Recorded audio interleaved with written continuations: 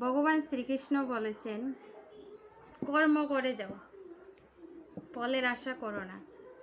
তো আমরা যতদিন বাঁচব নিজেদের কর্ম করে যাব, ফলের আশা করব না। আমাদের হিন্দু ধর্মের সবচাইতে বড় গ্রন্থ হচ্ছে গীতা। তো আমরা গীতা কয়জনে পড়ি? গীতাটা পড়া সবার দরকার,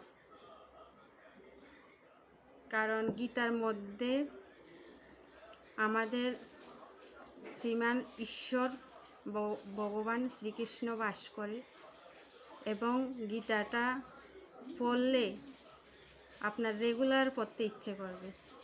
গীতার মধ্যে এমন এমন জিনিস আছে যে আপনার মনকে পুরাটা শুদ্ধ করে ফেলবে।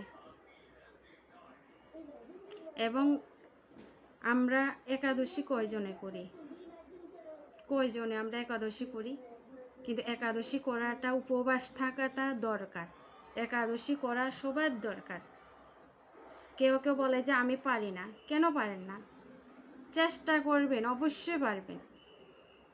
আপনাদের সঙ্গে সঙ্গে আপনাদের বাচ্চাদেরও অন্তত রাখার চেষ্টা করবেন। ধীরে ধীরে দেখবেন তারাও অভ্যস্ত হয়ে যাবে। তো সবাইকে বলবো একাদশী পালন করবেন, ভগবানের চরণে নিজেদেরকে পদার্পণ করুন। হরে কৃষ্ণ, হরে কৃষ্ণ।